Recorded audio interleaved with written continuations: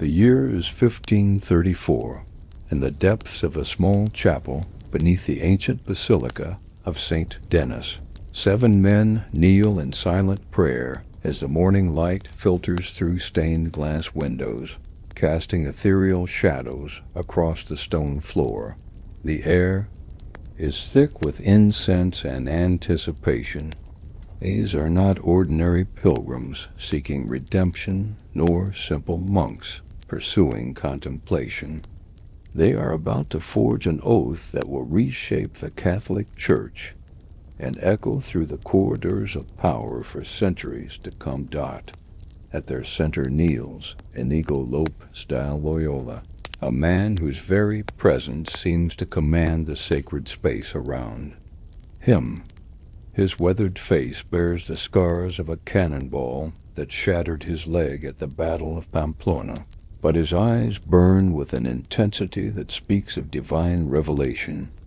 Once a vain soldier who dreamed of courtly romance and military glory, Loyola has undergone a transformation so profound that those who knew him in his youth would scarcely recognize the figure before them. The transformation began during months of painful recovery, when boredom drove him to read the only books available in his family's castle, Lives of Christ and the Saints.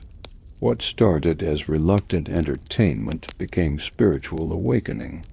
In the caves of Manresa, through visions that left him prostrate with mystical ecstasy, Loyola experienced what he would later describe as direct communication with the divine. He emerged from these encounters with a militant certainty that God had chosen him for a special mission. Now, in this underground sanctuary, Loyola's voice cuts through the silence as he speaks the words that will birth the Society of Jesus. Each of his 6 companions repeats the vow, their voices creating a haunting chorus that seems to resonate from the very stones. I vow to Almighty God, before His Virgin Mother and the whole court of heaven, and to you, my brothers, perpetual poverty, chastity, and obedience. And I promise special obedience to our sovereign pontiff in regard to missions. But it is the final phrase that will define their destiny and mark them as different from every religious order that came before.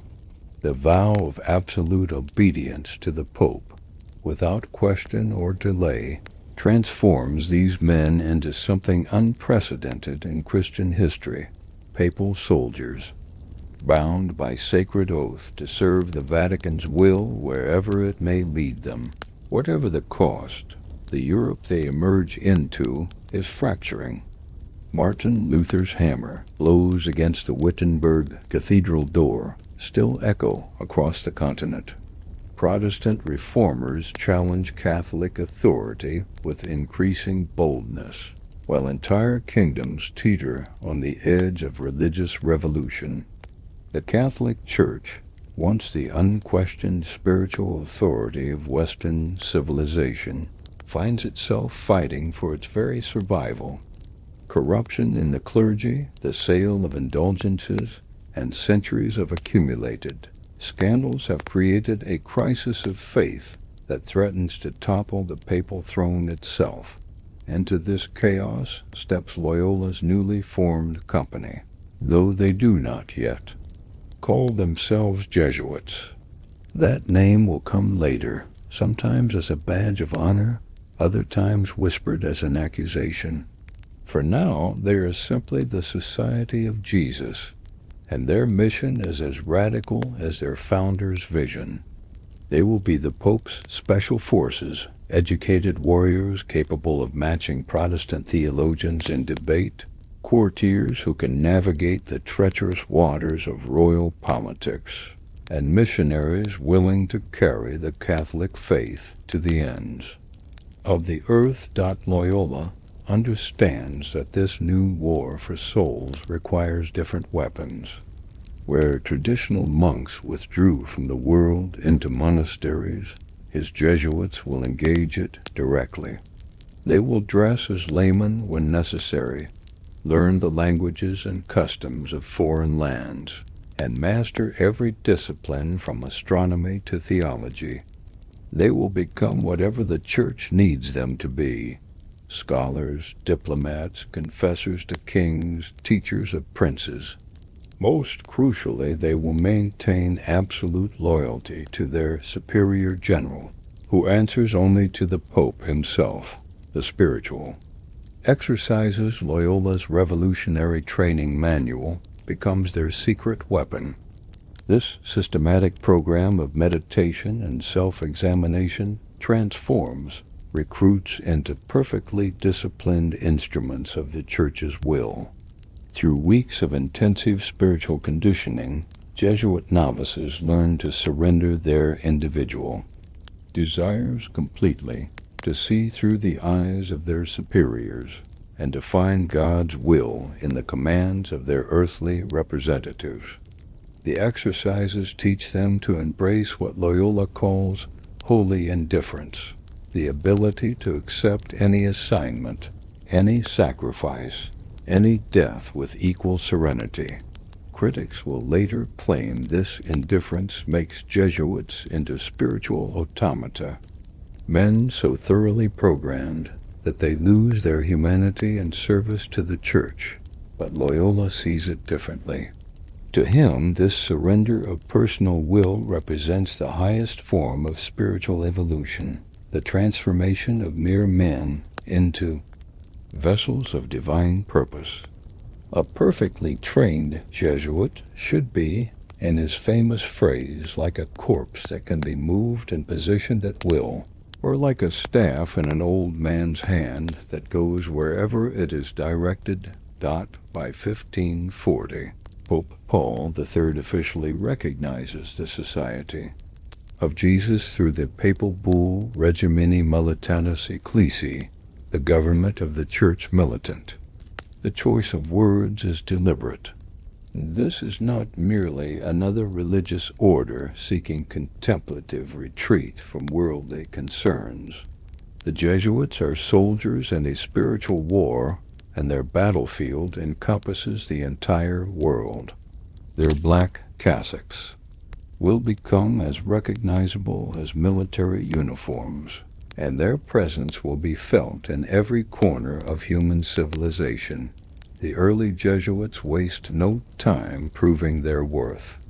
While Protestant reformers challenge Catholic doctrine with increasing sophistication, Loyola's men respond with equally formidable intellectual artillery. They establish schools and universities that quickly become renowned for their rigorous academic standards and innovative teaching methods. At the same time, they produce theologians who can match any Protestant scholar in debate, armed with encyclopedic knowledge of Scripture, church history, and classical philosophy. But education is only one front in their campaign. Jesuit missionaries embark on journeys that would terrify even the most adventurous explorers. Francis Xavier, one of Loyola's original companions, travels to India, Southeast Asia, and Japan, baptizing thousands and establishing Catholic communities in lands where no European priest has ever set foot. These missions are not mere evangelization. They are strategic operations designed to expand Catholic influence across global trade routes and emerging colonial empires. As their first decade unfolds, the Jesuits begin to exhibit the characteristics that will make them simultaneously indispensable to the Catholic Church and suspect to its enemies. Their absolute obedience to papal authority makes them perfect instruments of Vatican policy. Their intellectual sophistication allows them to engage with the leading minds of their age. Their adaptability enables them to function effectively in any cultural or political environment. Most importantly, their unity of purpose and coordination of action gives them power far beyond their numbers. The stage is set for an unprecedented expansion of influence. As the 16th century progresses, these soldiers of God will infiltrate royal courts, shape the policies of empires, and wield power that secular politicians can only dream of. They will become the Vatican's most trusted operatives, the church's intellectual elite, and ultimately the target of conspiracy theories that will follow them into the modern age. The oath spoken in that underground chapel has unleashed a force that will reshape the balance of power between church and state, between Catholic and Protestant, between the old world and the new. The palace corridors of Vienna stretch endlessly before Father Peter Canisius as he makes his way toward the private chambers of Emperor Ferdinand. His black cassock rustles against the marble floors, the sound echoing off gilded walls adorned with portraits of Habsburg ancestors. The year is 1552, and the Holy Roman Empire teeters on the brink of religious collapse. Protestant princes grow bolder by the day, challenging imperial authority with increasing audacity. The Catholic Church's grip on German lands weakens with each passing month. Yet Canisius walks these halls with the quiet confidence of a man who holds secrets that could alter the fate of nations. This is the new reality of Jesuit power. Less than 2 decades after that fateful oath in St. Denis, Loyola's soldiers have dispersed across Europe like chess masters positioning their pieces for a grand campaign. They appear wherever the Catholic cause needs its most skilled defenders, arriving with perfect timing and extraordinary preparation. To their allies they seem like divine instruments sent by Providence. To their enemies they represent something far more sinister, a coordinated network of papal agents operating with an agenda that transcends national boundaries. Canisius himself embodies this new breed of religious diplomat. Unlike the crude political maneuvering of previous eras, his influence operates through subtlety and intellectual superiority. He has spent months studying the emperor's personality, understanding his fears about Protestant rebellion, analyzing the complex web of alliances that hold the empire together. When Canisius speaks, he does not merely quote scripture or church doctrine. He presents carefully crafted arguments that address Ferdinand's specific concerns as a ruler, offering solutions that align Catholic interests with imperial necessity. The conversation that takes place behind those closed doors will never be fully recorded, but its effects ripple across Central Europe within months. New Catholic schools appear in strategic locations throughout the Habsburg territories. Jesuit scholars began advising imperial administrators on policies that subtly favor Catholic nobles while appearing to maintain religious neutrality. Most significantly, a coordinated campaign begins to win back Protestant regions through a combination of superior education, attractive cultural offerings, and carefully targeted economic incentives. This pattern repeats itself in courts across Catholic Europe. In Munich, Jesuits advised Duke Albrecht V of Bavaria on how to transform his duchy into a model Catholic state that other German princes will envy and imitate. In Prague, they worked to strengthen Bohemian loyalty to the Habsburg crown while undermining Protestant influence among Czech nobility. In Poland, they positioned themselves as indispensable counselors to King Sigismund II, helping him navigate the treacherous politics of the Polish-Lithuanian Commonwealth while advancing Catholic interests. The Jesuit success stems from their unique combination of spiritual authority and worldly sophistication. Unlike traditional clergy who remain cloistered in ecclesiastical concerns, they study statecraft as intensively as they study theology. They master languages, customs, and political systems with the dedication of career diplomats. Most importantly, they maintain constant communication with each other and with their superior general in Rome, creating an intelligence network that rivals anything possessed by secular governments. Father Diego Lainez demonstrates this perfectly during his interventions at the Council of Trent, as theological debates rage about the future of Catholic doctrine. Lainez operates simultaneously as a scholar, a politician, and a papal operative.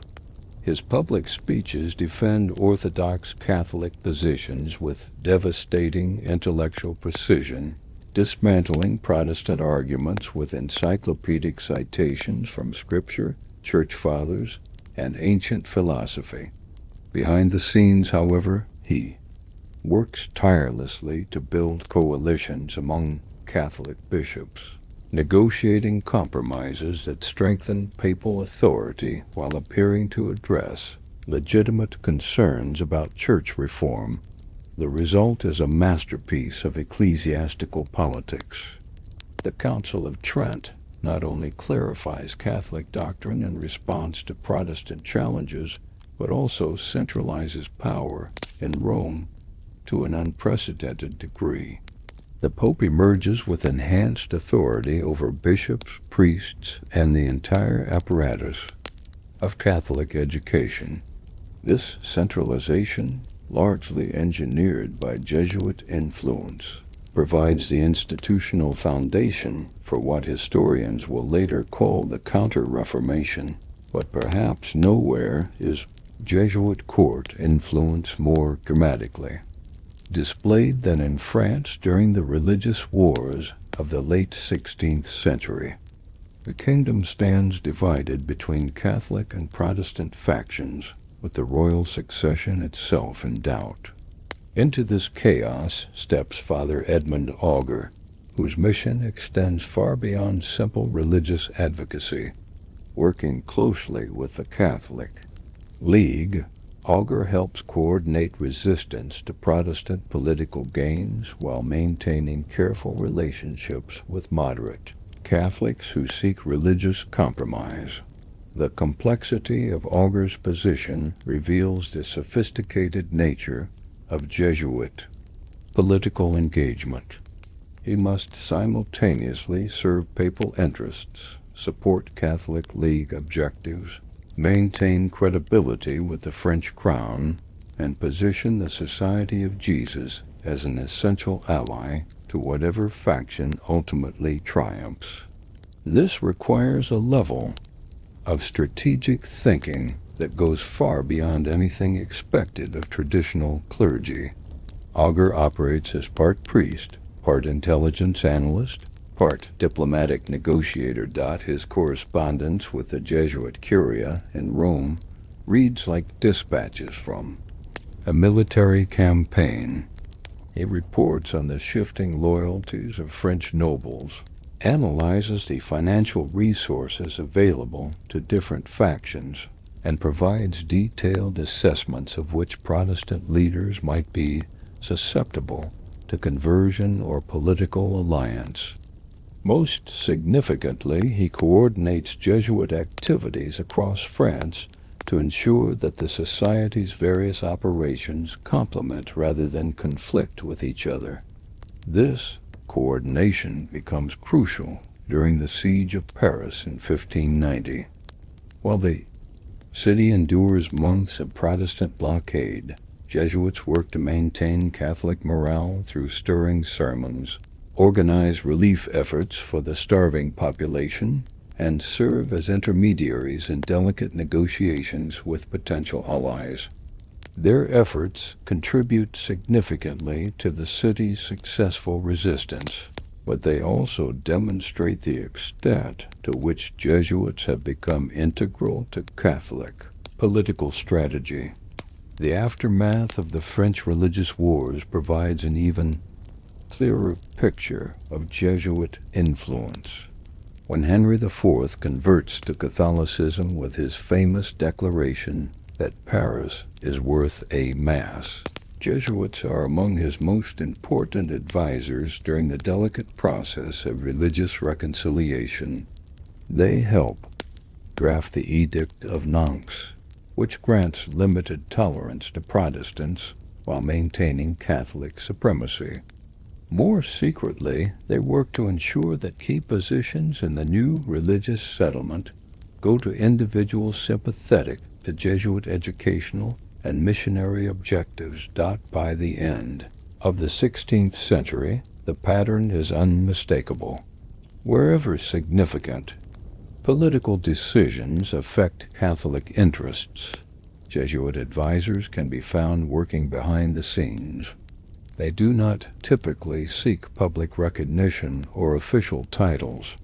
Instead, they operate through influence, persuasion, and the patient cultivation of relationships with decision-makers.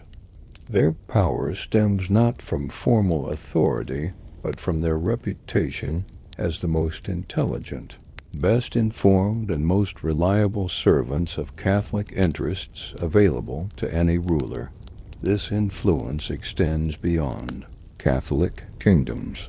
Even in Protestant territories, Jesuit agents work to protect Catholic minorities, gather intelligence about Protestant military preparations, and identify potential converts among influential families.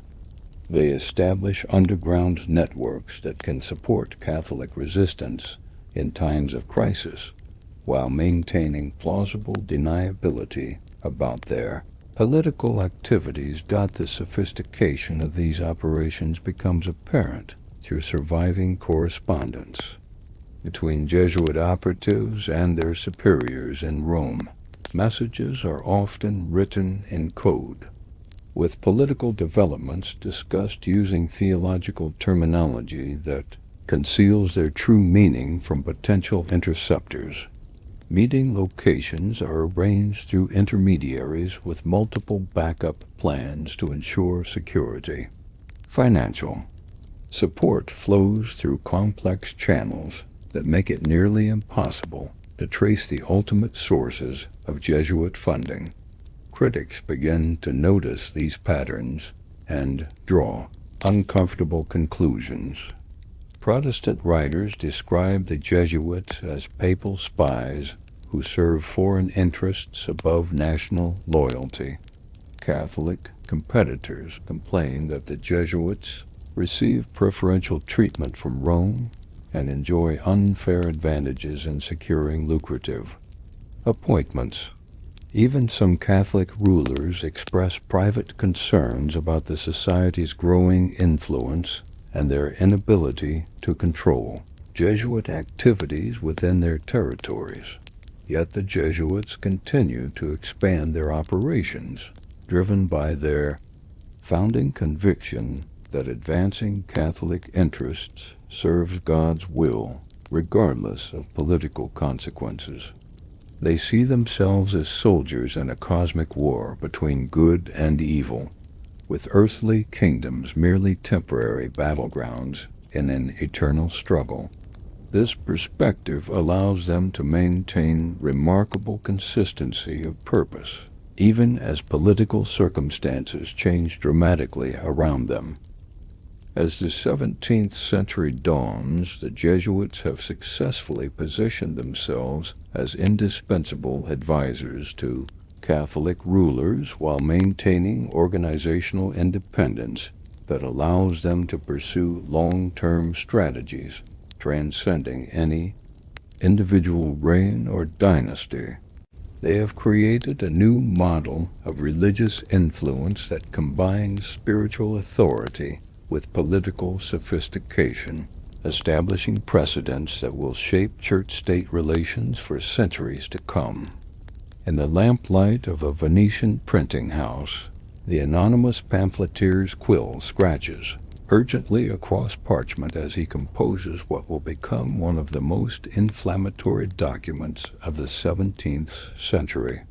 Outside, the sounds of the Canal City drift through shuttered windows, but inside this cramped workshop, a different kind of commerce unfolds.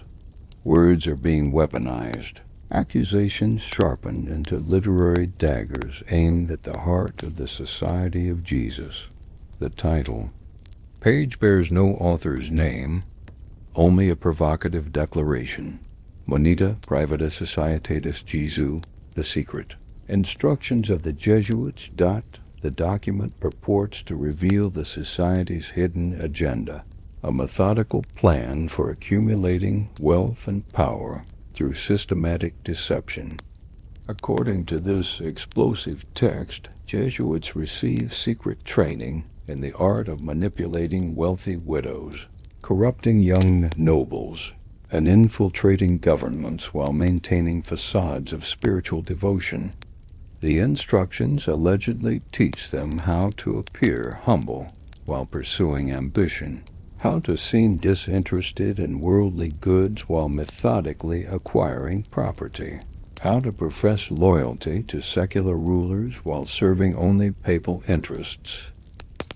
Whether authentic or fabricated, and most historians now believe it to be the latter, the Moneta Privata captures and crystallizes growing European suspicions about Jesuit methods and motivations. By 1614, when this document first circulates, the Society of Jesus has grown from 7 men in an underground chapel to over 13,000 members operating across 4 continents. Their schools educate the sons of Europe's most powerful families. Their missionaries have established Catholic communities from Peru to the Philippines.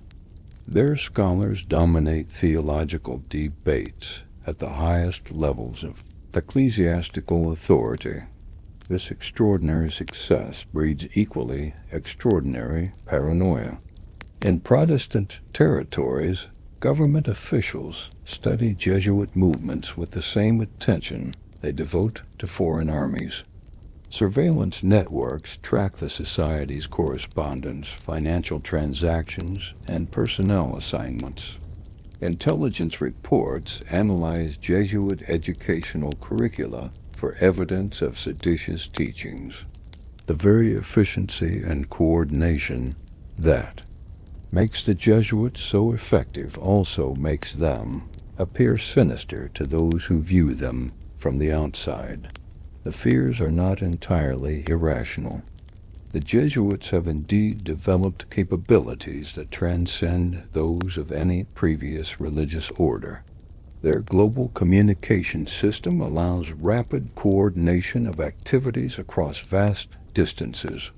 Their educational institutions create networks of alumni who share common intellectual formation and often maintain lifelong loyalties to their Jesuit teachers.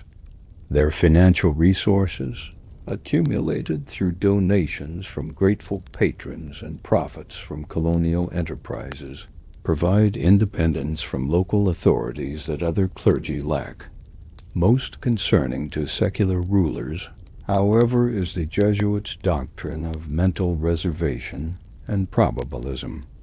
These theological concepts, developed by Jesuit scholars to address complex moral situations, appear to outside observers as sophisticated justifications for deception and manipulation.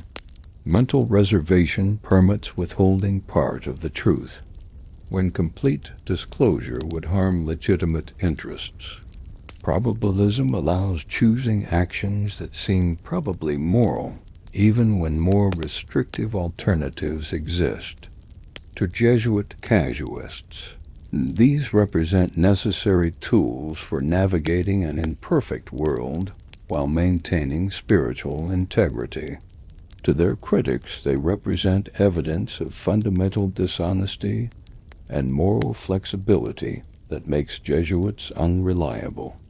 As advisors or allies, the English poet John Donne, himself a Catholic convert who understands the religious conflicts of his era from personal experience, captures the widespread unease with characteristic eloquence. The Jesuits are the most learned and the most dangerous of all the Pope's militia.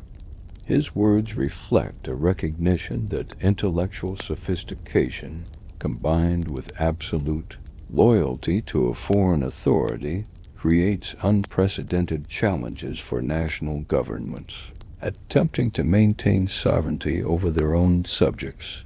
These suspicions explode into violence during the Gunpowder Plot of 1605, when Guy Fawkes and his Catholic conspirators attempt to destroy the English Parliament. Jesuit connections to some of the plotters provide Protestant propagandists with perfect ammunition for their accusations. Father Henry Garnet, the Jesuit superior in England, becomes a central figure in the investigation despite his probable innocence of direct involvement. His execution for treason sends a clear message about English attitudes toward the society, but it also transforms him into a Catholic martyr whose death validates Jesuit claims about Protestant persecution. The Gunpowder Plot's aftermath demonstrates how easily suspicions about Jesuit activities can escalate into broader political crises. Across Protestant Europe, governments implement new restrictions on Catholic priests, with Jesuits facing particular scrutiny.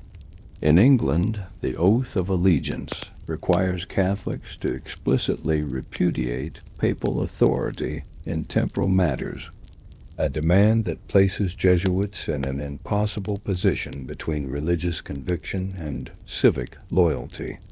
Their refusal to take the oath confirms Protestant suspicions about their fundamental unreliability as subjects. Similar dynamics unfold across the continent as the 30 Years' War transforms religious tensions into military conflict on an unprecedented scale. Jesuit colleges become suspected centers of Habsburg espionage. Jesuit preachers are accused of inciting Catholic populations against Protestant rulers. Jesuit missionary activities in disputed territories appear to serve political as well as spiritual objectives. The Society's international character makes it easy to portray their members as agents of foreign influence regardless of their actual political activities. The situation becomes even more complex in France, where Jesuits must navigate between loyalty to Rome and accommodation with an increasingly assertive monarchy. The Gallican Church's traditions of independence from papal authority conflict with Jesuit commitments to ultramontane principles that support Roman centralization.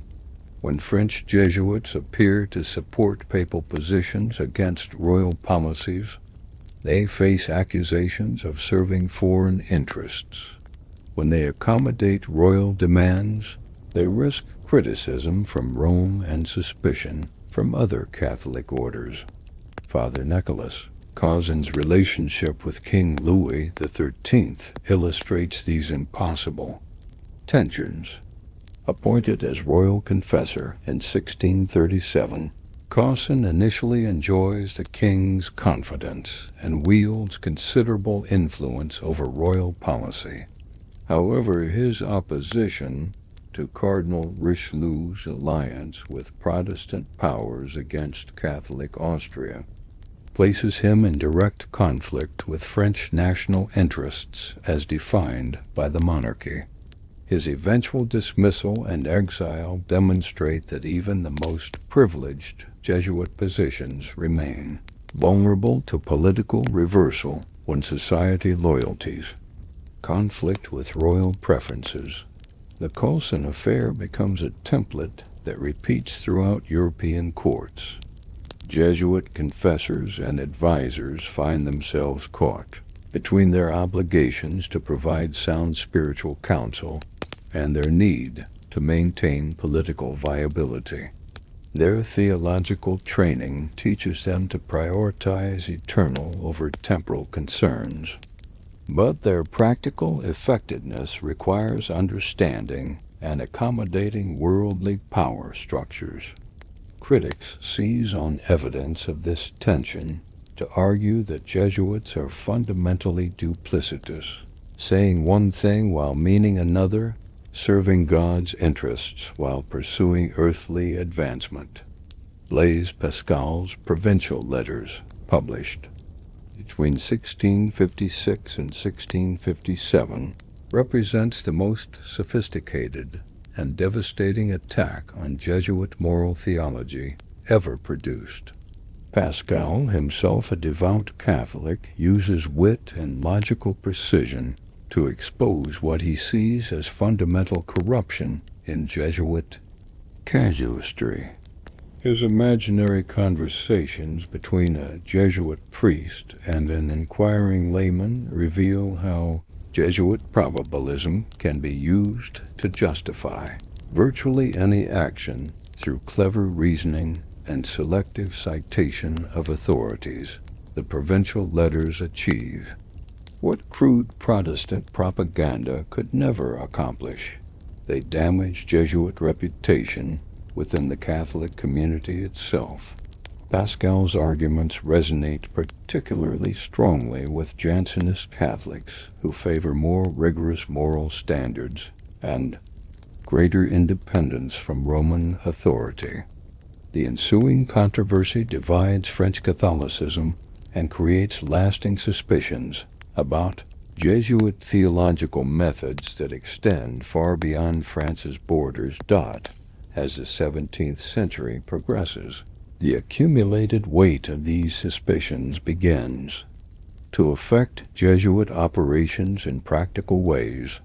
Recruitment becomes more difficult as noble families hesitate to entrust their sons to an order associated with political intrigue. Funding sources dry up as potential patrons worry about guilt by association. Government cooperation diminishes as secular authorities implement new oversight mechanisms designed to monitor Jesuit activities more closely. The society responds to these pressures with characteristic adaptability and strategic thinking. Public relations become a greater priority, with Jesuit writers producing carefully crafted defenses of their methods and motivations. Educational programs are adjusted to address concerns about political indoctrination while maintaining intellectual rigor.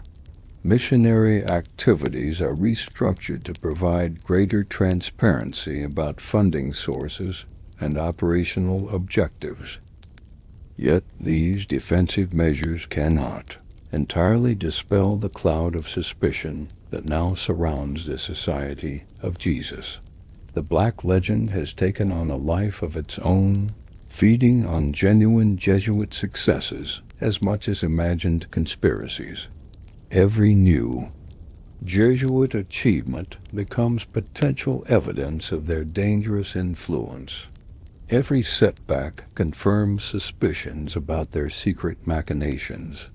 The society finds itself trapped in a paradox where effectiveness breeds suspicion, while ineffectiveness would betray their fundamental mission. By 1700, the Jesuits have become the most famous and most controversial religious order in Christian history.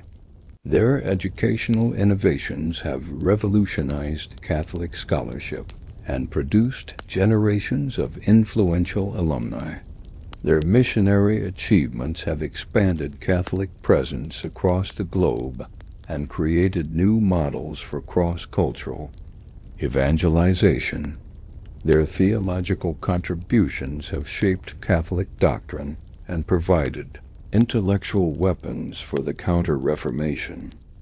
Yet they have also become symbols of everything that Protestant Europe fears about Catholic power: international organization, intellectual sophistication, political ambition, and absolute loyalty to papal authority.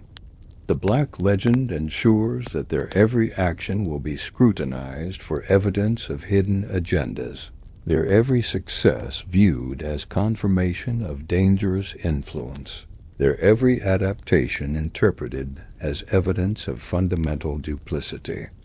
Stage is set for even greater controversies as European colonialism expands and Jesuit missions encounter new cultures, new political arrangements, and new opportunities for both service and suspicion. The soldiers of God who began with such pure intentions have become prisoners of their own success, forever marked by achievements that make them indispensable to the Catholic Church and threatening to everyone else. The papal apartments in the Vatican fall silent as the last courtier withdraws from the evening audience. Pope Clement XIV remains alone at his ornate desk, candlelight flickering across documents that bear the seals of Europe's most powerful monarchs. The year is 1773, and the weight of an impossible decision presses down upon the shoulders of a man who supposedly speaks with God's own authority. Before him lies a draft of what may become the most consequential papal bull of the 18th century, a document that could destroy the Church's most effective servants or preserve the papacy itself from the wrath of Catholic kings. The letters, scattered across his desk, tell a story of coordinated pressure unlike anything the Vatican has faced in centuries. From Madrid, Charles III threatens to sever all diplomatic relations with Rome unless the Jesuits are dissolved. From Paris, Louis XV's ministers make clear that French support for papal temporal authority depends entirely on Jesuit suppression. From Lisbon, the Marquis of Pombal's representatives deliver ultimatums wrapped in diplomatic language, but carrying the unmistakable threat of schism. Even from Vienna, Empress Maria Theresa's envoys express grave concerns about Jesuit influence over her rival claimants and colonial competitors. Yet these public pressures represent only the visible surface of a deeper crisis that strikes at the heart of papal authority itself. The Jesuits have become too successful, too independent, too capable of acting without direct papal oversight. Their superior general, Lorenzo Ricci, commands a global organization whose resources and reach often exceed those of the Vatican itself. Their schools educate the future leaders of Catholic Europe according to curricula that emphasize loyalty to the society above loyalty to individual nations. Their missions generate wealth that flows through channels the papal treasury cannot fully monitor or control. Most disturbing to the assembled monarchs, however, are persistent reports of Jesuit operations that seem to serve papal political objectives through methods that secular governments cannot openly acknowledge or effectively counter.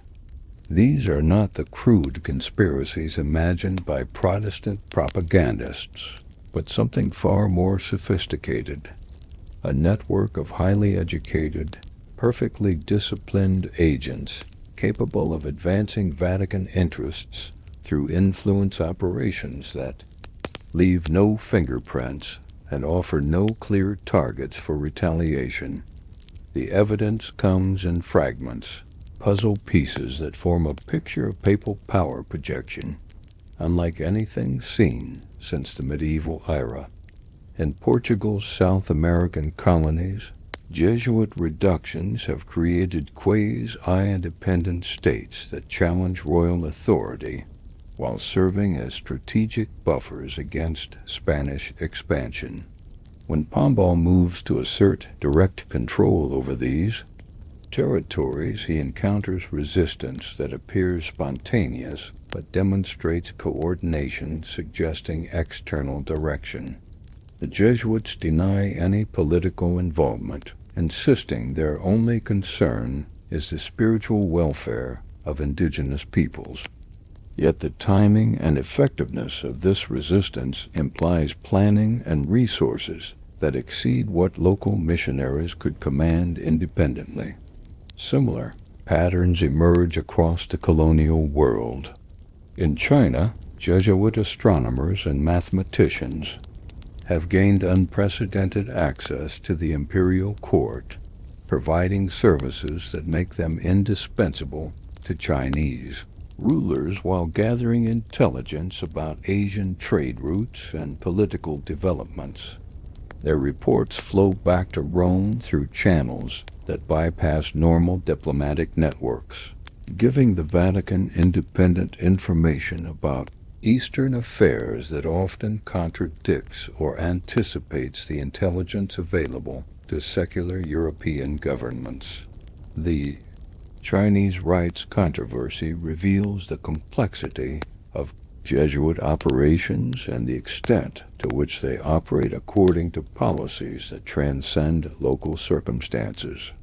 When Dominican and Franciscan missionaries complain that Jesuits are accommodating pagan practices to facilitate conversions, the resulting investigation uncovers a sophisticated theological strategy developed in Rome but implemented across multiple Asian missions.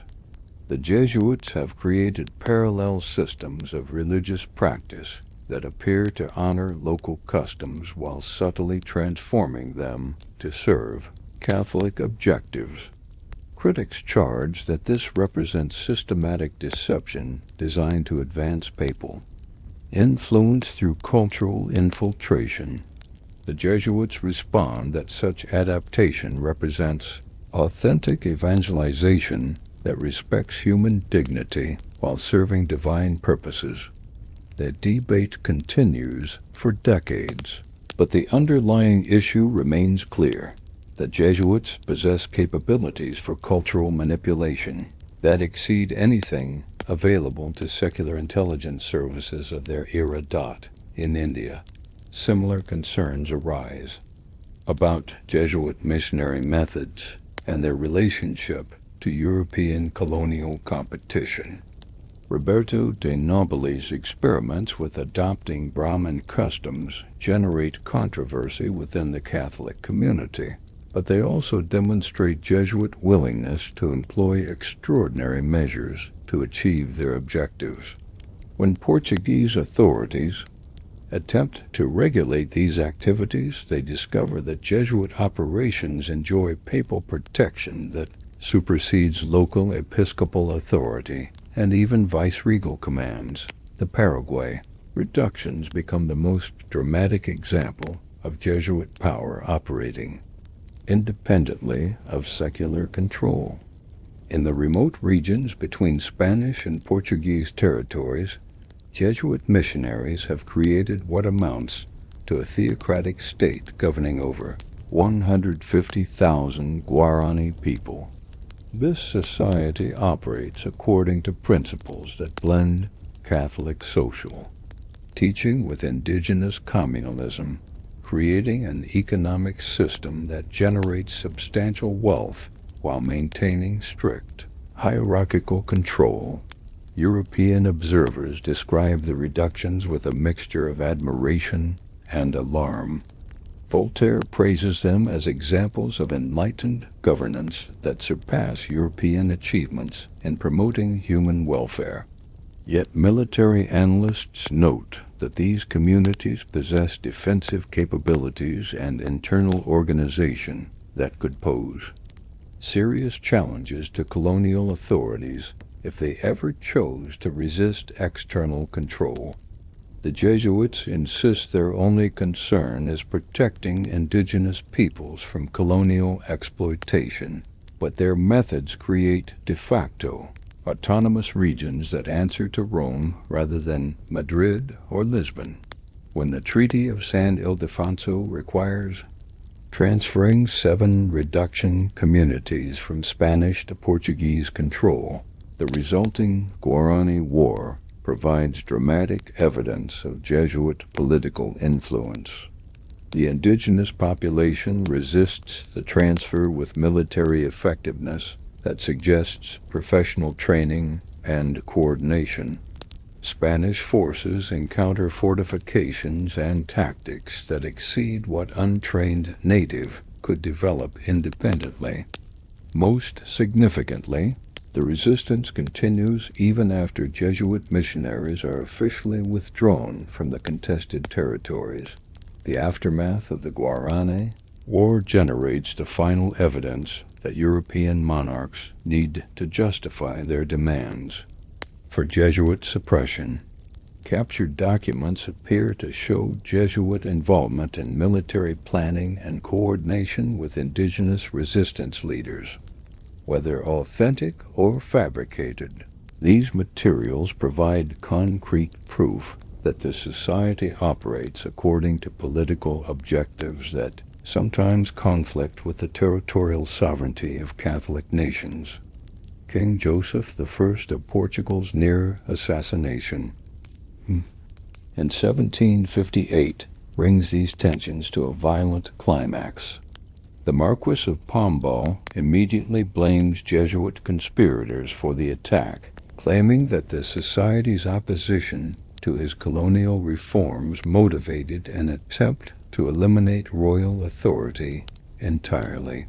The subsequent investigation produces confessions that implicate several Jesuit priests in treasonous communication with foreign agents and domestic enemies of the crown. Modern historians debate the authenticity of these confessions and the fairness of the trials that follow. Torture certainly played a role in extracting testimony, and Pombal's political motivations are obvious. Yet the broader pattern of Jesuit resistance to royal authority in Portugal provides context that makes the accusations plausible, even if the specific charges cannot be proven. The Jesuits had indeed opposed Pombal's policies, had indeed maintained international connections that bypassed royal oversight, and had indeed operated according to principles that placed papal authority above royal sovereignty. The Portuguese expulsion of the Jesuits in 1759 establishes a precedent that other Catholic monarchs quickly follow. France dissolves the society in 1764 following the financial scandals surrounding Father Antoine Lavallette's commercial operations in Martinique. Spain expels all Jesuits from its territories in 1767, transporting over 5,000 members to papal territories in a coordinated operation that demonstrates careful advance planning. Even smaller Catholic states fall in line, with Parma, Naples, and Malta implementing their own suppression measures. Each expulsion generates new evidence of Jesuit capabilities that justify monarchical fears about the society's political influence. Confiscated correspondence reveals the extent of Jesuit international communication and coordination. Seized financial records show the complexity of Jesuit economic operations and their independence from normal ecclesiastical oversight. Personal testimonies from former members describe training methods and organizational practices that seem designed to create perfect instruments of papal will. Yet the most disturbing evidence comes from the consistency of Jesuit responses to these suppressions. Despite being scattered across different countries and facing different specific charges, members of the society demonstrate remarkable unity. In their reactions, they accept their fate with the same disciplined obedience they had shown in accepting their original assignments. They maintain solidarity with their suppressed brethren while avoiding public criticism of the authorities responsible for their persecution. Most significantly, they preserve their organizational identity and internal relationships, even while officially ceasing to exist as a recognized religious order. This disciplined response to suppression confirms everything that European monarchs had feared about Jesuit capabilities. Here is an organization so thoroughly conditioned by its training, methods that it can maintain coherence and purpose even under extreme pressure. Here are men so completely formed by their spiritual exercises that they can sacrifice their institutional existence while preserving their essential character. Here is evidence that the Jesuits represent something unprecedented in the history of religious orders, a body of men whose loyalty to their cause transcends any conceivable earthly authority or worldly consideration. As Pope Clement XIV contemplates the final suppression of the Society of Jesus, he understands that he is confronting a dilemma that strikes at the heart of papal authority itself. The Jesuits have become too powerful for Catholic monarchs to tolerate, but they have also become too valuable for the Catholic Church to abandon. They represent both the ultimate expression of papal supremacy and its greatest potential threat. In serving the Pope so perfectly, they have created a power that even the Pope himself cannot fully control or completely understand. The carriage wheels clatter across the cobblestones of Rome as Father Lorenzo Ricci, the last superior general of the Society of Jesus, makes his final journey to the fortress of Castel Sant'Angelo. The date is August 22nd, 1773, and the morning. Light casts long shadows between the ancient buildings of the Eternal City. Through the carriage windows, Ricci can see crowds gathering along the route, their faces reflecting the confusion and uncertainty that has gripped Catholic Rome since Pope Clement XIV signed the fatal bull, Dominus Eis Redemptor, the previous month. The document's Latin phrases still echo in Ricci's mind with their devastating finality. We suppress and abolish the said society. We deprive it of all activity whatever, and we declare it to be forever extinct and eliminated. 23,000 men in 42 provinces across 6 continents have been reduced to nothing more than legal terminology and a papal decree. The most powerful religious organization in Catholic history has been erased with the stroke of a pen, its members scattered like leaves before an autumn storm. Yet, as Ricci's carriage approaches the ancient fortress where he will spend his remaining years as a papal prisoner, he carries with him knowledge that the Pope himself may not fully possess. The Society of Jesus has prepared for this moment longer and more thoroughly than its enemies realize. Hidden within the massive machinery of suppression lie the seeds of an eventual restoration that will astonish the world with its completeness and precision. The dissolution proceeds with the mechanical efficiency that European monarchs have demanded, but beneath the surface of compliance, former Jesuits began implementing preservation strategies developed over decades of contemplating this possibility. In France, ex-Jesuits maintain informal communication networks, while ostensibly accepting secular employment as tutors, librarians, and private scholars. In Spain, they preserve their community relationships by settling in adjacent properties and maintaining daily contact despite official prohibitions on corporate association.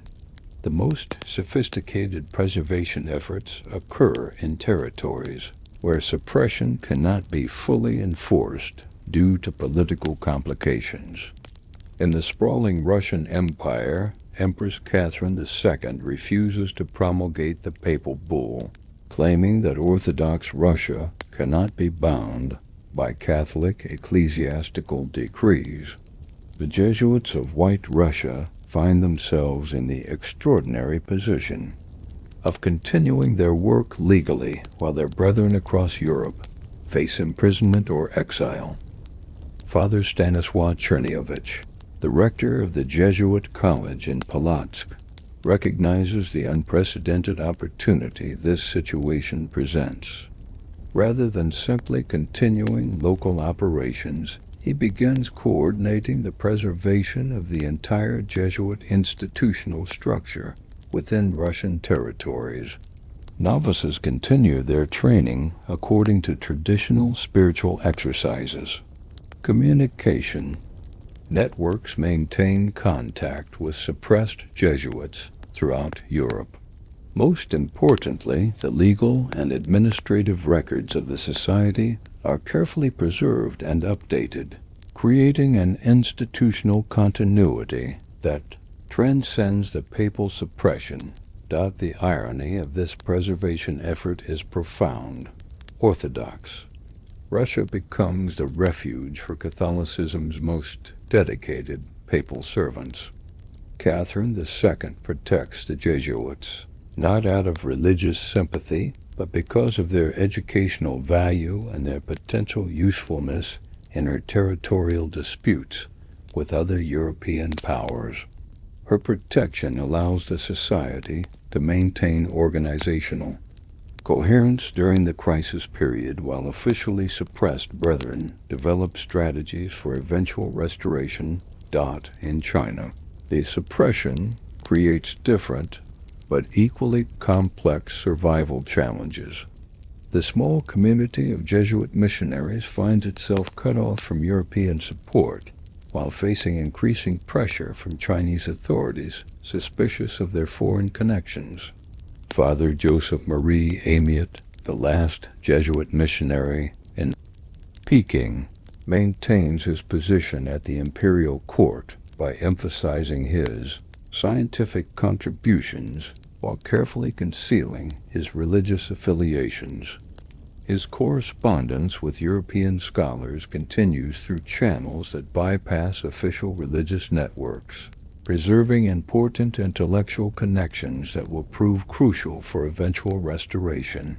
The Paraguayan reductions present the most tragic aspect of the suppression, as the indigenous communities that had flourished under Jesuit guidance find themselves abandoned to colonial exploitation.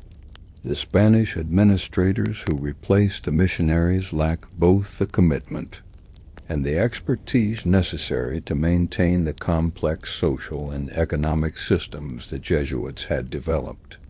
Within a generation, communities that had represented the most successful integration of European and indigenous cultures in colonial America collapse into poverty and cultural disintegration.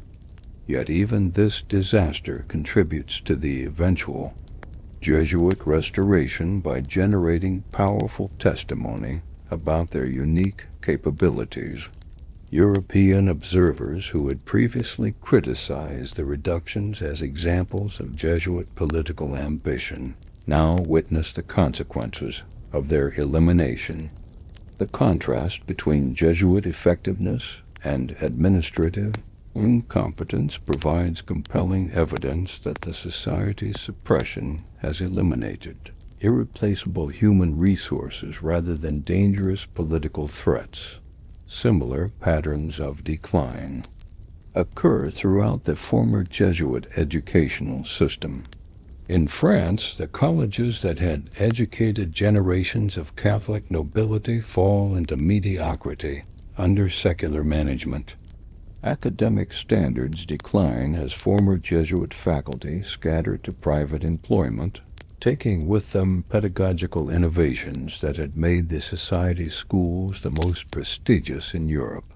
Parents who had once competed for admission to Jesuit Institutions find themselves seeking alternative educational arrangements that fail to provide comparable intellectual formation. The financial consequences of suppression prove equally dramatic and far more immediate.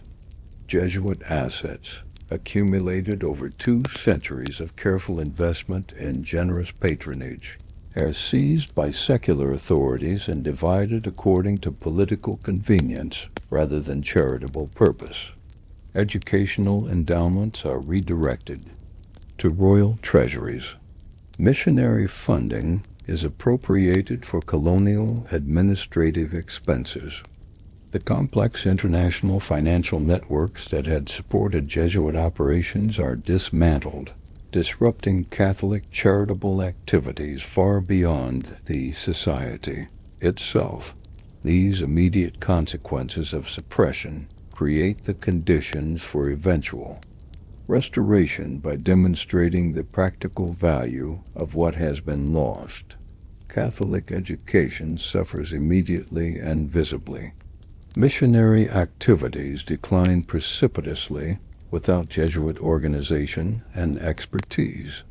The intellectual defense of Catholic positions against Enlightenment criticism weakens as the Church's most sophisticated theologians are scattered or imprisoned. Even Catholic monarchs who demanded suppression began to recognize that they have eliminated assets rather than threats. The process of recognition accelerates dramatically with the outbreak of the French Revolution in 1789. The same Enlightenment principles that had motivated criticism of Jesuit political influence now turn against all forms of traditional authority, including the Catholic monarchy that had led the campaign for suppression. As revolutionary fervor spreads across Europe, former adversaries of the Jesuits begin to appreciate the value of disciplined religious orders, capable of defending established institutions against radical transformation. Napoleon's rise to power and his subsequent conflict with Pope Pius VII provide the final catalyst for Jesuit restoration. The Pope's imprisonment and the occupation of the Papal States demonstrate that the Church faces threats far more serious than anything posed by its own religious orders. The Jesuits' legendary loyalty to papal authority suddenly appears as an asset rather than a liability in the context of direct secular attacks on ecclesiastical independence. In Russia, meanwhile, the preserved Jesuit organization has quietly expanded its operations beyond the original territory of protection. Father Gabriel Gruber, who succeeded Chernyavich as superior general in Russia, has maintained correspondence with scattered ex-Jesuits throughout Europe while developing new educational initiatives within the Russian Empire. By 1800, the Russian Jesuits operate schools in St. Petersburg and other major cities, enjoying imperial patronage that provides resources and protection impossible for other religious orders. The quality of these Russian Jesuit institutions attracts attention throughout Europe, where educational standards have declined since the suppression. European nobles begin sending their sons to Jesuit schools in Russia, creating international networks of alumni who share positive experiences of Jesuit education. These networks become natural constituencies for restoration efforts as political circumstances begin to change. Pope Pius VII's return to Rome after Napoleon's defeat provides the opportunity that restored Jesuits have anticipated for 4 decades. The Pope faces the enormous task of rebuilding Catholic institutions devastated by revolutionary upheaval and Napoleonic occupation. The traditional religious orders have been decimated by persecution and confiscation. The episcopal hierarchy has been compromised by political collaboration and financial dependence on secular authorities.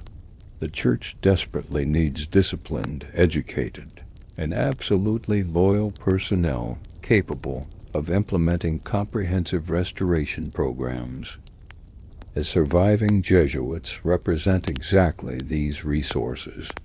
They have maintained their organizational coherence during the suppression period.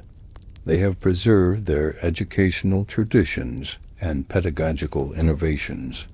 Most importantly, they have demonstrated their absolute commitment to papal authority under circumstances that tested their loyalty more severely than any previous generation of Catholics had faced.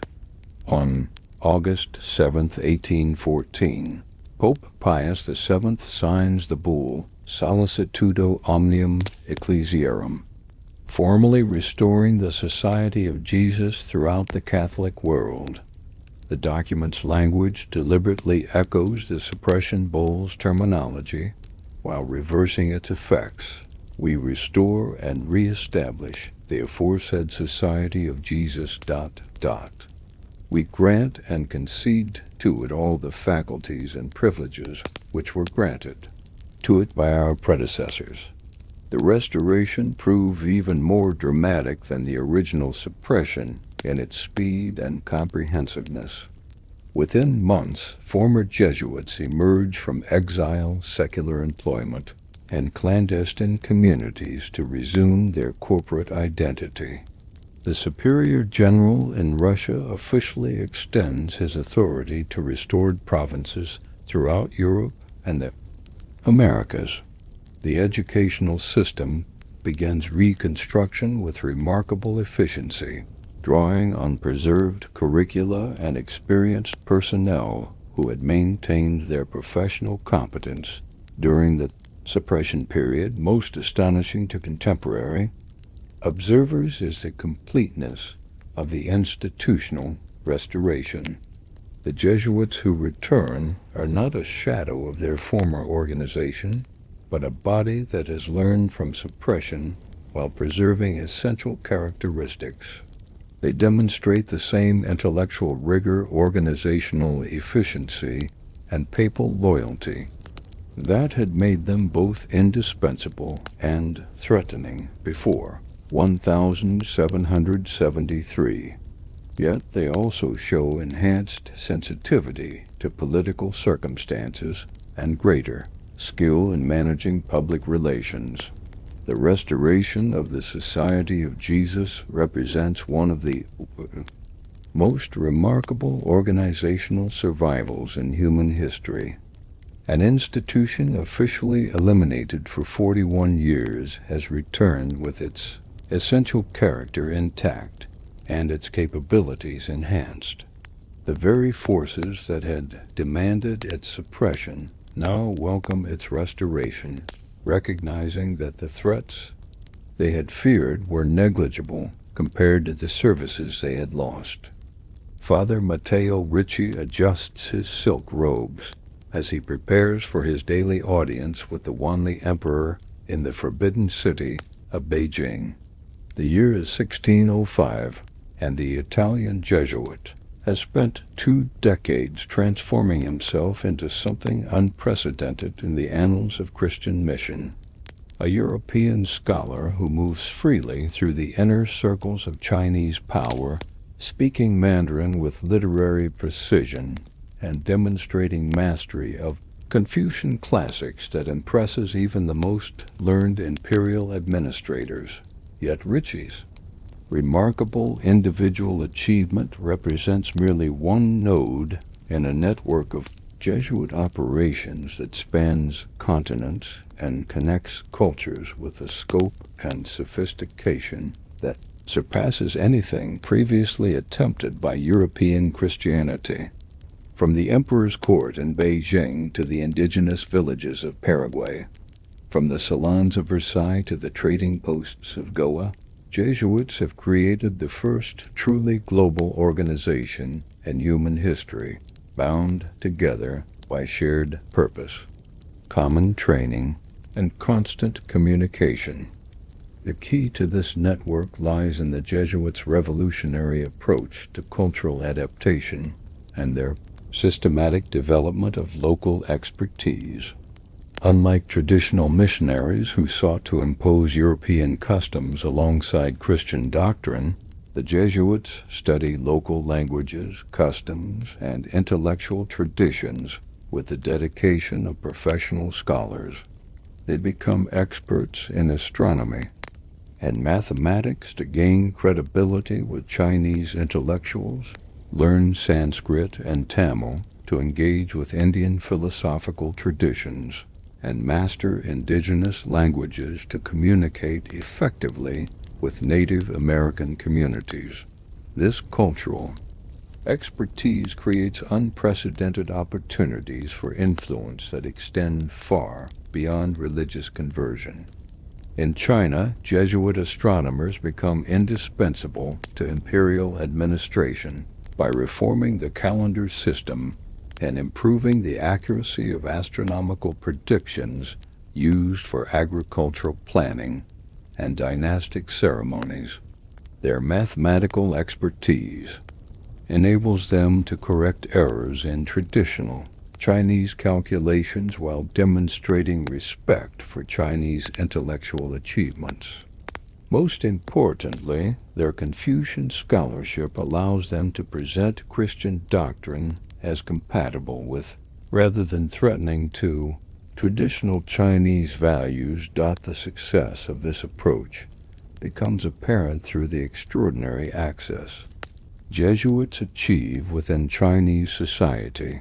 Ferdinand Verbiest serves as director of the Imperial Board of Astronomy, wielding influence over imperial policy that no other foreigner has ever possessed. Johann Adam Schall von Bell becomes a trusted advisor to 3 successive emperors, accumulating honors and responsibilities that place him among the most powerful men in China. These individual achievements create a Jesuit presence at the highest levels of Chinese government that provides unparalleled intelligence about Asian political developments and commercial opportunities.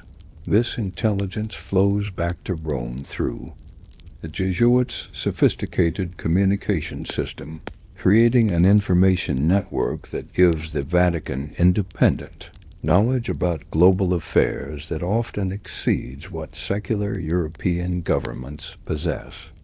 Jesuit correspondence from China provides detailed analysis of imperial succession crises, assessments of military capabilities, and reports about trade policies that affect European commercial interests throughout Asia. Similar intelligence streams originate from Jesuit missions in India, Japan, Southeast Asia, and the Americas, creating a global information system centered in Rome, but extending to every continent. The financial dimensions of this network prove equally impressive and far more complex than outside observers realize. Jesuit missions generate revenue through a variety of activities that blend religious work with commercial enterprise in ways that maximize both spiritual and material results. In China, they profit from their scientific expertise by providing technical services to wealthy patrons while using these relationships to advance evangelization objectives. In India, they engage in trade activities that fund missionary work while gathering commercial intelligence valuable to European merchants and governments. The South American reductions represent the most sophisticated example of Jesuit economic organization and its integration with broader network objectives. These communities produce surplus goods that are marketed throughout Spanish colonial territories, generating revenues that support not only local operations but also Jesuit activities. In other parts of the world, the yerba mate, cotton, and leather produced in Paraguay helped fund Jesuit missions in China and India, creating economic connections that span the Pacific Ocean and demonstrate the global integration of society operations that European observers struggle to comprehend the scale and complexity of these Jesuit economic activities. Traditional religious orders had operated primarily through donations and ecclesiastical benefices that tied them to local European economies. The Jesuits, however, have created an international economic system that generates independent revenues through diverse activities ranging from scientific consultation to agricultural production to international trade. This financial independence provides them with resources and flexibility that other religious organizations cannot match. But it also creates suspicions about their ultimate objectives and loyalties. The educational dimension of the Jesuit network proves even more significant for long-term influence than their economic or intelligence activities. Jesuit colleges and universities produce graduates who occupy positions of leadership throughout Catholic societies while maintaining lifelong connections to their Jesuit educators. These alumni networks create informal but powerful channels of influence that operate independently of formal political or ecclesiastical structures. In Europe, Jesuit-educated nobles occupy ministerial positions in most Catholic courts, creating opportunities for the society to influence policy through personal relationships rather than official lobbying. The curriculum of Jesuit schools emphasizes classical languages, rhetoric, philosophy, and theology in ways that prepare students for leadership roles while instilling respect for papal authority and Catholic social teaching. Graduates emerge with intellectual formation that shapes their approach to political, economic, and cultural questions throughout their careers. The standardization of Jesuit educational methods ensures that alumni from different countries and continents share common intellectual frameworks despite their diverse cultural backgrounds. A student educated at the Jesuit College in Prague receives essentially the same formation as one attending the Jesuit University in Cordoba or the Jesuit Seminary in Goa. This educational uniformity creates an international community of Jesuit-educated elites who can communicate effectively with each other and collaborate on projects that transcend national boundaries.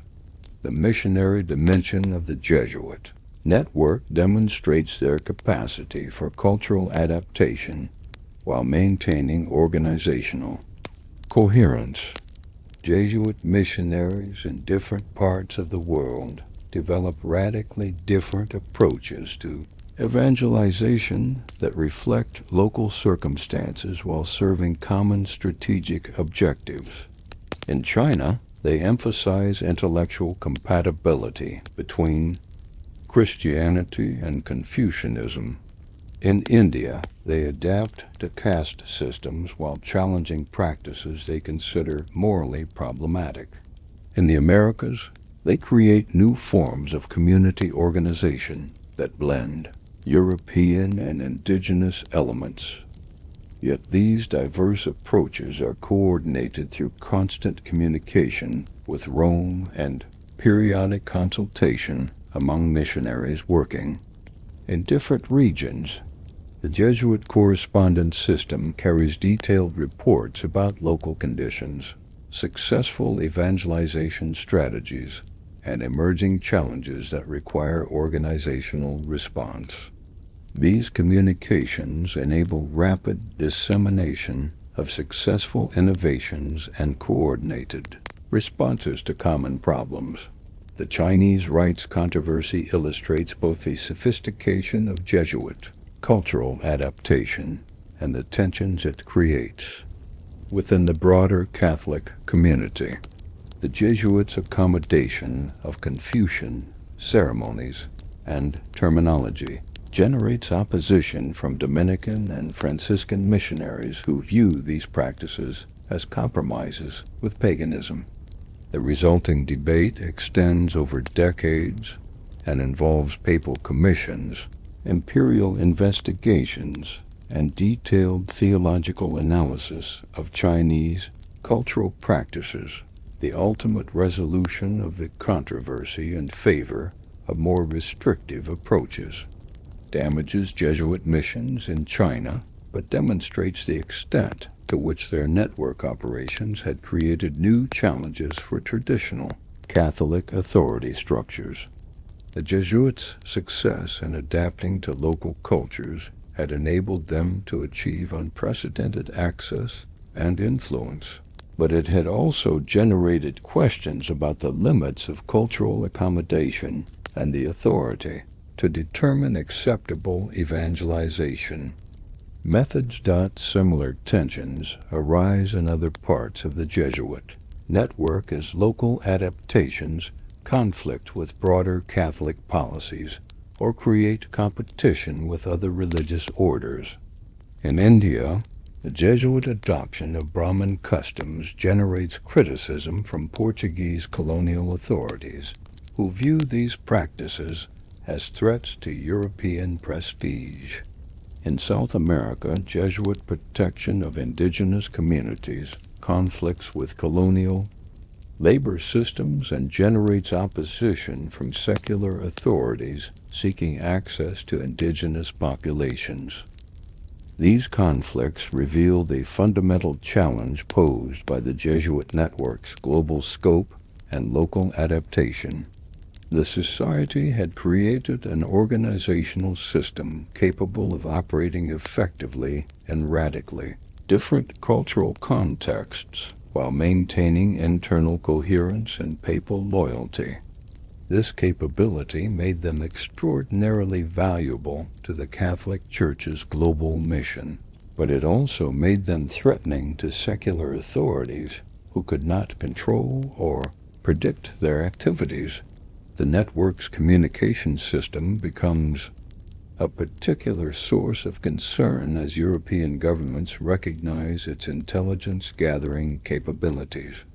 Jesuit correspondence contains detailed analysis of political developments, military preparations, and economic conditions that would be valuable to any European power seeking to advance its interests in Asia, America, or Africa. The fact that this intelligence flows to Rome rather than to the Jesuits' countries of origin raises questions about their ultimate loyalties and objectives. By the mid-18th century, the Jesuit network had achieved a scope and sophistication that exceeded anything previously attempted by any European organization, religious or secular. They operated schools on every continent, maintained missions in societies ranging from imperial China to Amazonian tribes, generated revenues through diverse commercial activities, and provided the Vatican with global intelligence that surpassed what most national governments possessed about their own territories. Yet this very success created the conditions for their eventual suppression as European monarchs recognized that they could not control or compete with an organization whose resources and reach transcended national boundaries. The Jesuit network had become too successful for its own survival, creating capabilities that threatened the emerging system of sovereign nation-states while serving papal interests that sometimes conflicted with royal policies. The soldiers of God had built an empire that spanned the world, but in doing so, they had made themselves enemies of every earthly kingdom that sought to limit their power to its own territorial boundaries.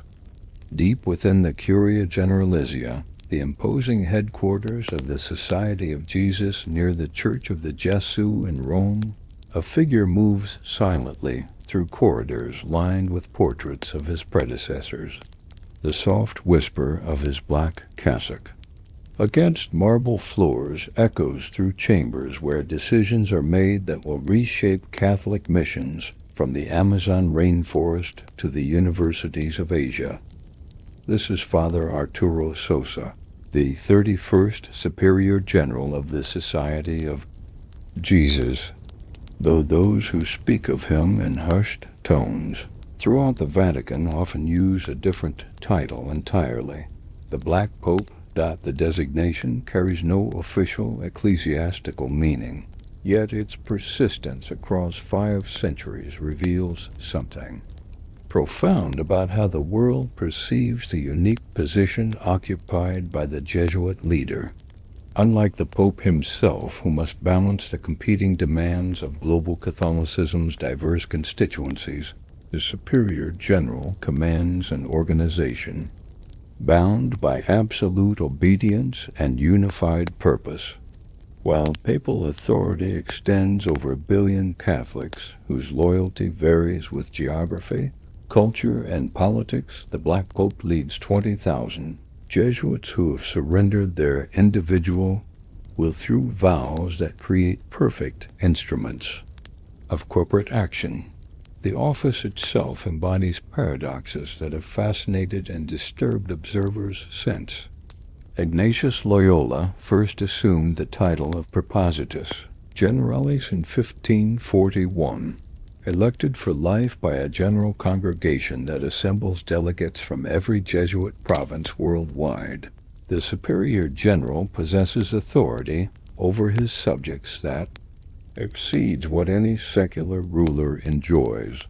Yet this power operates entirely within the shadows, exercised through private correspondence, confidential directives, and personal consultations that leave no public record of their content or consequences.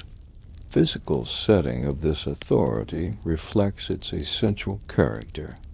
The Superior General's residence occupies a complex of buildings that sprawl behind unremarkable facades along the busy Romang streets near the Pantheon. Tourists pass daily within meters of offices where global Jesuit strategy is coordinated, unaware that they walk beside one of the most influential centers of power in the modern world. The deliberate anonymity of the location serves purposes both practical and symbolic, enabling the Jesuit leadership to operate without the public scrutiny that constrains other international organizations.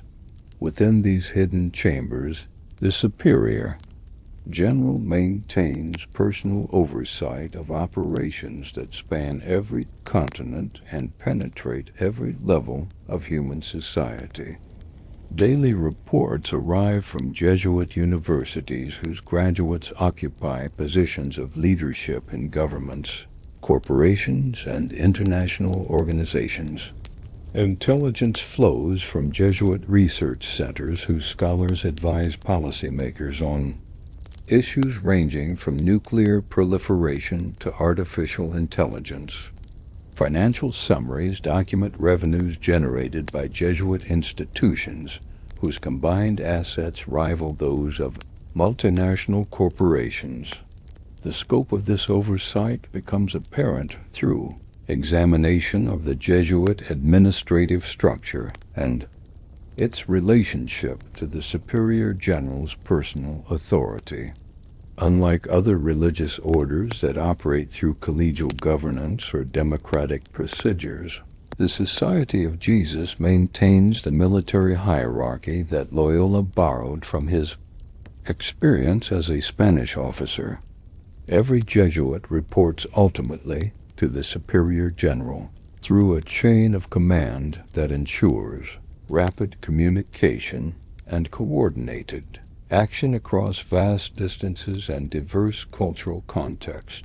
This organizational efficiency enables responses to global challenges with speed and precision that secular institutions cannot match. When Pope Francis himself, at Jesuit issues, calls for action on climate change, migration, or economic inequality, Jesuit universities, research centers, and advocacy organizations coordinate their activities through channels that bypass normal academic and political processes. The result is a level of institutional alignment that creates the appearance of supernatural coordination while operating through entirely human methods of communication and command. The personal selection and formation of the superior general reveals additional dimensions of the mystique that surrounds the position. Candidates typically emerge from decades of service in multiple countries and diverse assignments that demonstrate exceptional intellectual ability, administrative competence, and spiritual maturity. The election process itself involves extensive consultation among Jesuit leaders worldwide, creating consensus around individuals whose qualifications often remain largely unknown to the broader Catholic community. Father Pedro Arup, who served as Superior General from 1965 to 1983, exemplifies the type of leader who emerges from this process. A Basque intellectual who survived the atomic bombing of Hiroshima while serving as a missionary in Japan, Arup combined mystical spirituality with sophisticated political analysis in ways that enabled him to guide the society through the tumultuous post-Vatican II period. His leadership of Jesuit social justice initiatives and his confrontations with conservative Vatican officials demonstrated the independence that superior generals can exercise even in relation to papal authority. Arup's conflicts with Pope John Paul II illustrate the complex relationship between the Black Pope and the White Pope that lies at the heart of speculation about Jesuit power. When Arup's emphasis on liberation theology and social activism generated Vatican concern about Jesuit political involvement, the resulting tensions revealed that the Superior General possesses resources and loyalties that enable resistance to papal pressure. The Pope's eventual intervention in Jesuit governance and his appointment of a personal delegate to oversee society affairs represented an acknowledgment that normal ecclesiastical authority could not control Jesuit activities. The circumstances surrounding Arup's removal from office and the subsequent restoration of normal Jesuit autonomy provide insight into the delicate balance of power that exists between the Vatican and the Society of Jesus. The Pope possesses formal authority to dissolve the society entirely, as Clement XIV demonstrated in 1773, yet the practical consequences of such action would be so devastating to Catholic institutions worldwide that this authority becomes largely theoretical. The Jesuits have made themselves indispensable to Catholic education, scholarship, and missions in ways that give them effective immunity from papal interference. This immunity operates through mechanisms that extend beyond mere institutional utility. The Jesuit network of alumni, benefactors, and institutional partners creates constituencies that would resist any attempt to eliminate or significantly restrict society activities. Jesuit-educated cardinals, bishops, and Vatican officials provide internal advocates for Jesuit interests within the church hierarchy. Most importantly, the Society's reputation for intellectual excellence and moral integrity gives them public support that makes persecution politically difficult, even for papal authority. Contemporary Superior General Arturo Sosa demonstrates how these power dynamics operate in the modern era. His academic background in political science and his experience in Venezuelan universities provide him with analytical capabilities that enable sophisticated assessment of global political trends and their implications for Catholic interests. His public statements on issues ranging from clerical abuse to environmental protection carry weight that extends far beyond the formal authority of his office, precisely because they represent the considered position of an organization whose expertise commands international respect. The mystery that surrounds the superior general's actual decision-making processes contributes significantly to speculation about his influence and intentions. Unlike secular leaders whose deliberations are subject to public scrutiny through democratic processes or media investigation, the Black Pope operates within structures of confidentiality that protect both the content of his decisions and the methods by which they are reached. This secrecy enables efficiency and protects sensitive operations, but it also generates suspicions about hidden agendas and covert activities. Documents that occasionally emerge from Jesuit archives provide tantalizing glimpses into these hidden deliberations while raising additional questions about their full scope and significance.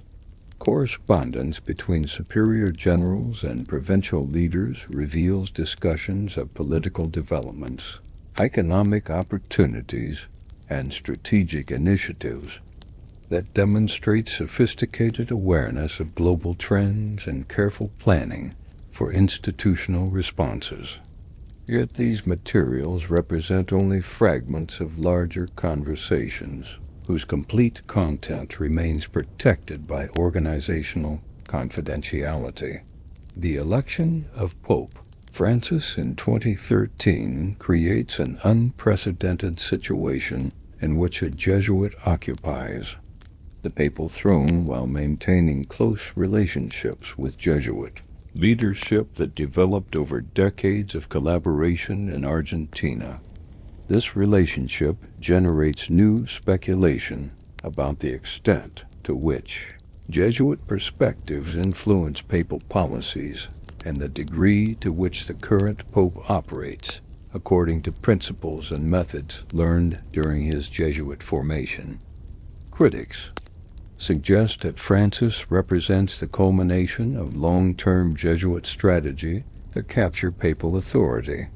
Supporters argue that his Jesuit background simply provides him with superior preparation for the challenges of modern papal leadership. The dawn light filters through the ancient windows of the Church of the Jesu as morning prayers echo from the Baroque sanctuary where Ignatius Loyola himself once knelt in meditation. Outside, Rome awakens to another day of eternal routine. Tourists consulting guidebooks, pilgrims clutching rosaries, scholars hurrying toward libraries. Yet within these sacred walls, the spiritual heirs of Loyola's vision continue their quiet work of shaping the world, according to purposes that remain as mysterious today as they were when 7 men first swore their oath in that underground chapel nearly 5 centuries ago. This is the enduring enigma of the Society of Jesus, an organization that operates in plain sight while maintaining an aura of secrecy that no amount of scholarly investigation or journalistic exposure seems capable of dispelling. Their schools educate millions of students whose names appear in public records. Their publications fill library shelves accessible to any researcher. Their financial holdings are documented in annual reports that meet legal requirements for transparency. Yet somehow, despite this apparent openness, The Jesuits continue to inspire speculation about hidden agendas and covert operations that transcends rational analysis. The persistence of this mystique reveals something profound about human psychology and our need to find patterns and purposes in the complexities of modern existence. In an era when information overwhelms our capacity for comprehension, when global events seem to unfold according to forces beyond individual control or understanding, the image of a disciplined organization operating according to ancient principles and unified purpose provides a compelling explanation for otherwise inexplicable developments. The Vatican's role in contemporary global affairs certainly provides sufficient material for such speculation. When Pope Francis addresses the United Nations on climate change, his words influence international negotiations in ways that extend far beyond their religious content.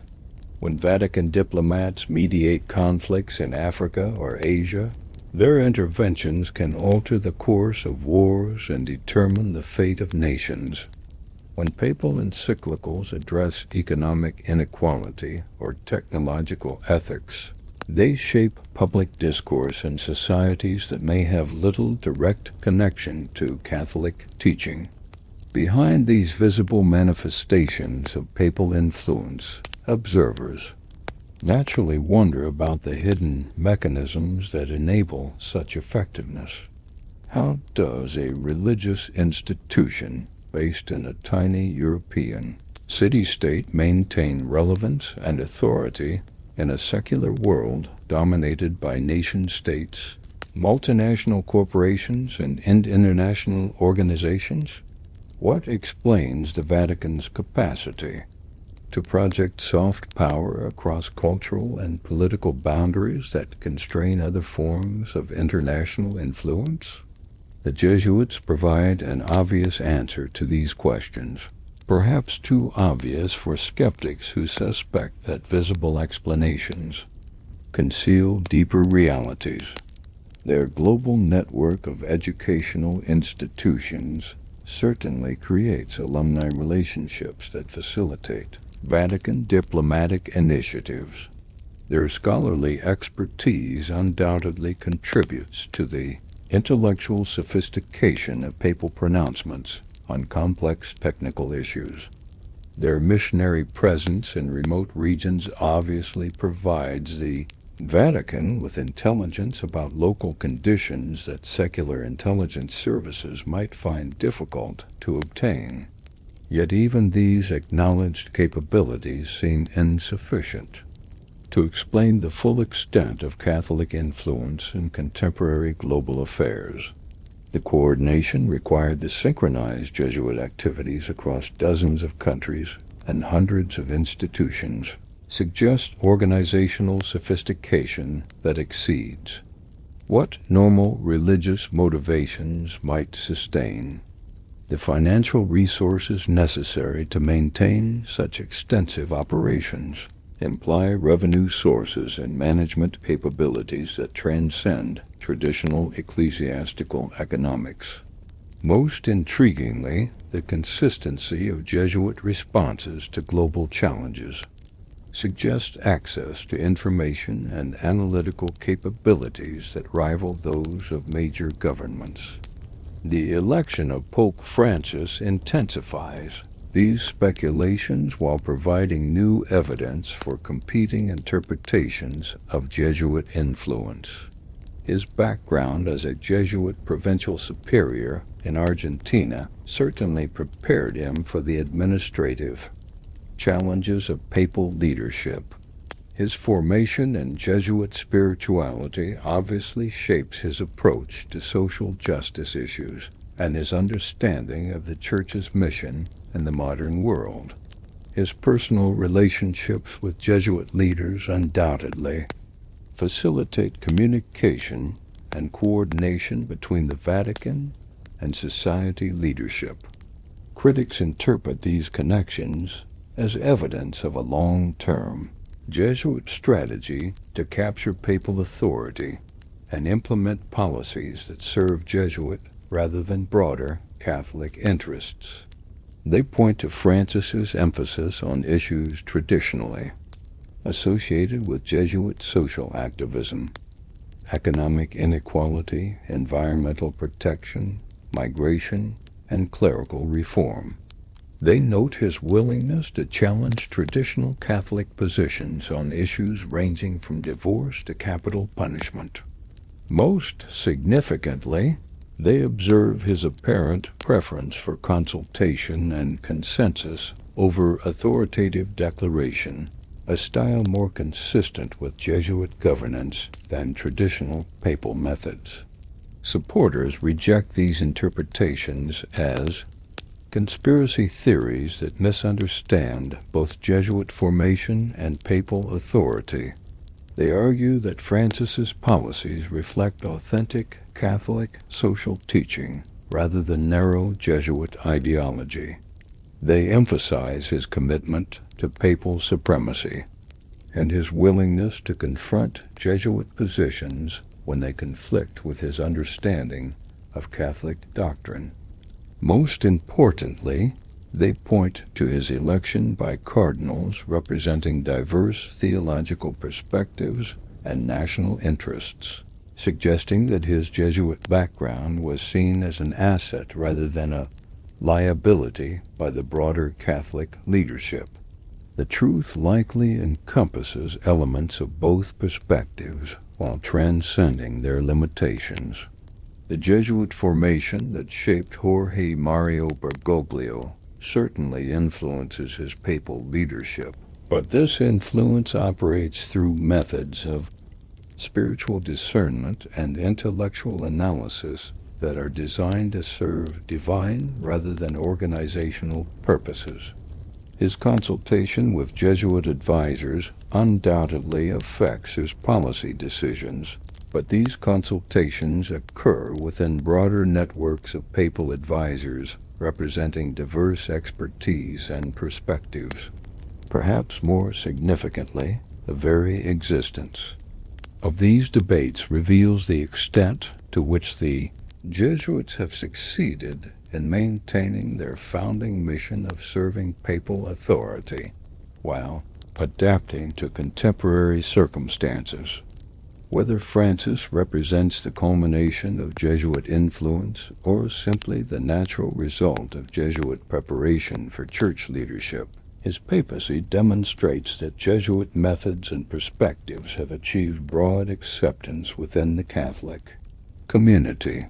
The continuing evolution of Jesuit activities in the 21st century provides additional material for speculation about their ultimate objectives and methods. Their embrace of digital communications and social media creates new opportunities for influence while generating new challenges for maintaining organizational coherence. Their engagement with artificial intelligence and biotechnology research positions them at the forefront of ethical debates that will shape human civilization for generations. Their advocacy for refugees and environmental protection aligns them with global movements that transcend religious boundaries. These contemporary developments reflect the same adaptive capability that has enabled Jesuit survival and success across 5 centuries of dramatic historical change. Just as their predecessors mastered the languages and customs of imperial China or learned to navigate the political complexities of European courts, today's Jesuits study computer science and international finance, engage with secular philosophers and policy analysts, and participate in global networks that operate according to principles that would have been incomprehensible to Ignatius Loyola, yet serve purposes that remain consistent with his original vision. The persistence of speculation about Jesuit power and purposes reflects not only the organization's actual capabilities but also our continuing need to find meaning and purpose in increasingly complex global circumstances. In an era when traditional sources of authority struggle to maintain credibility and relevance, the Jesuits provide an example of institutional continuity and effectiveness that inspires both admiration and suspicion. Their commitment to intellectual excellence and rigorous analysis appeals to secular observers who appreciate competence regardless of its religious context. Their emphasis on social justice and environmental protection aligns them with progressive movements that might otherwise view religious authority with skepticism. Their global perspective and cross-cultural expertise enable them to participate effectively in international discussions about challenges that transcend national boundaries. Whether the Jesuits represent guardians of eternal truths struggling to preserve human dignity in an increasingly materialistic world, or sophisticated manipulators using religious authority to advance hidden agendas that serve narrow institutional interests, remains a question that each observer must answer according to their own understanding of truth and power. The evidence supports both interpretations while confirming neither, leaving the Society of Jesus wrapped in the same mystery that has surrounded them since that fateful day, when 7 men knelt in an underground chapel and swore an oath that would echo through the centuries. As the sun sets over Rome and the lights begin to twinkle in the windows of the Jesuit headquarters near the Gesù, the work continues in languages and locations that span the globe. In laboratories and libraries and classrooms and conference rooms and refugee camps and corporate boardrooms, the hidden army pursues its ancient mission through methods that remain as mysterious as they are effective. Whether they serve as soldiers of God or agents of ambition, they continue to shape our world in ways that ensure their legend will endure long after the current generation of conspiracy theories and scholarly analyses have been forgotten. The Jesuits remain what they have always been, a reflection of our deepest hopes and fears about the possibility of human organizations transcending the limitations of individual ambition to serve purposes greater than themselves. In our fascination with their power, we reveal our own longing for meaning and purpose in a universe that often seems indifferent to human aspirations. In our suspicion of their methods, we acknowledge our awareness that power, however nobly intended, carries within itself the seeds of corruption and abuse. The truth about the Jesuits lies not in resolving these contradictions, but in recognizing their inevitability. They are simultaneously exactly what they claim to be, and something more mysterious than any external observer can fully comprehend. They serve God's purposes through human means that inevitably reflect human limitations and ambitions. They represent both the highest achievements of religious dedication and the persistent dangers of combining spiritual authority with worldly sophistication.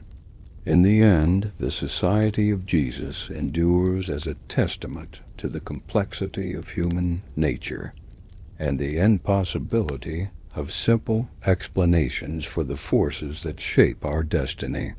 Whether guardian angels or hidden puppeteers, they continue their work in the shadows and the light, serving purposes that remain as enigmatic today as they were. When Ignatius Loyola first heard the call to create soldiers for Christ, who would labor in the vineyard of the Lord until the end of time,